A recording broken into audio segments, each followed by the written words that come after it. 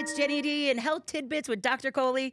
Dr. Kohli, of course, you've seen her on 9 News. She also has her practice, Cherry Creek Heart in Aurora, and she is accepting new patients. So if you're looking for a doctor you can trust. And today we're going to talk about how we feel about our food and how that influences how our body reacts to our food. This is incredible science, Jenny. I'm so excited to talk about this because it's something I didn't really realize myself. Okay, so they did this really famous experiment at Stanford where they took a bunch of participants, and I want you to think about how you would react if you were in this experiment. And they told one group that you're having this decadent, delicious ice cream shake that's so tasty. And they told the other group that you're having a low-calorie, healthy smoothie that's very good for you. Here's the kicker. It was the exact same shake. Given to both groups, okay? But the one that was told that they're having a low calorie, not only were they not as full, their hunger hormone release was different. So they released fewer hormones signaling that they were full. And the ones that were told they were having that delicious ice cream sundae or whatever, they were satisfied and they released more satiety hormones, so they felt fuller. So the interesting thing here is we realized is your expectation from the food changes not just how you feel in your head in terms of hunger or satiety, but also how your body responds to it in terms of hormones. Have you seen that? It's the meme. Sorry, my nose itches. But have you seen that meme where she's like had an Oreo up to her nose and then she shoves broccoli in at the same time? It's like it's kind of like that. We're telling ourselves it's so yummy and tasty, and then it actually does help our body. I haven't seen that. So basically, close your eyes and tell yourself you're eating an Oreo when it's actually broccoli. So how does food enjoyment affect weight, and is the opposite true? Is it kind of where it can make it worse for you or it makes it better? So what is a narrative we have been telling people who are trying to lose weight for the longest time? Eat less, eat less, eat less, right? Reduce, reduce, reduce. And paradoxically, that actually works against you because when in your head you feel like you're restricting, you can get what's called a rebound phenomena where you actually end up feeling less satisfied. And so you end up binging more later because you feel deprived. So what I really want people who are overweight to stop doing is start to think about food avoidant or food restrictant behaviors because that actually makes their behavior and their biology count against them. And our body is kind of programmed that way as well. So if you think about how we evolved as hunter-gatherers, right? And so feast or famine. So our body says, okay, when you're restricting calories, it must be famine. So let me slow down my metabolism to preserve those calories because I'm going into a starvation state. So restricting food too much, restricting calories too much sometimes can paradoxically count against you. So what I tell people is that you actually want to allow yourself the enjoyment, even if you're trying to lose weight.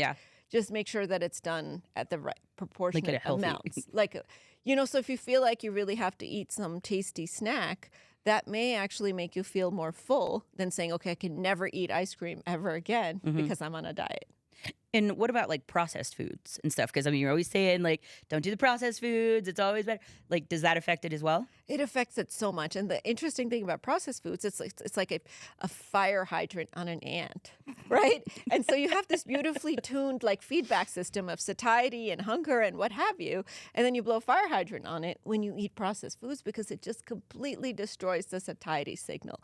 So they're programmed to create addictive behaviors in our brain. The way that they trigger a response in our brain is they actually trigger more food addiction, and it completely eliminates our body's ability to feel full. So that's why when you eat a potato chip, it's hard to eat you get just one. You got to keep eating them because it gives you that positive feedback. So I don't want us to reach for processed foods because I think that they actually, even if you restrict it or don't restrict it, they sort of destroy your body's feedback mechanism. And so that being said, what about labels? How if you're looking at a label and you're expecting it to be this, does that affect this as well? So this was another very interesting experiment. And I was surprised by the results of this experiment. So if you go to the grocery store, you pick up something that says healthy, versus something that says tasty, which one do you think makes you feel fuller? The tasty one. That's right.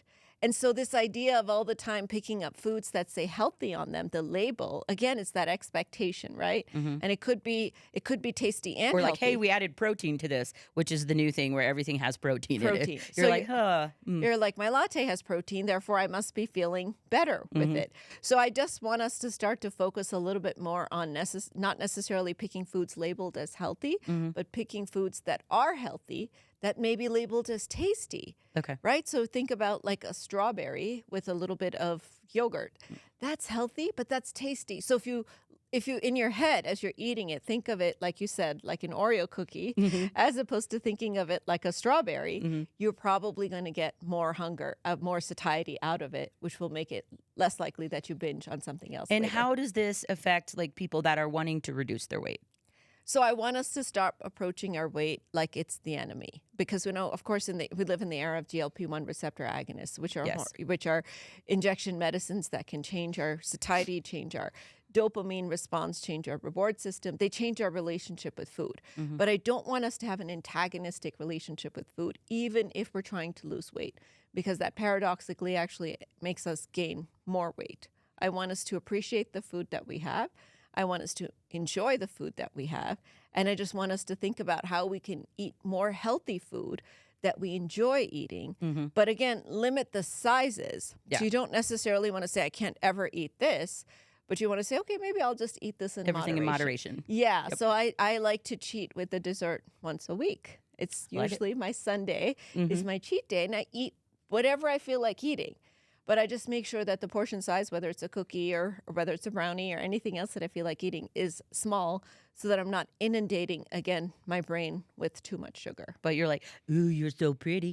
You look so good, little brownie. You're going in my berry. Tasty. Dr. Kohli, thank you so much. And this is a perfect time to start thinking about a different relationship with food.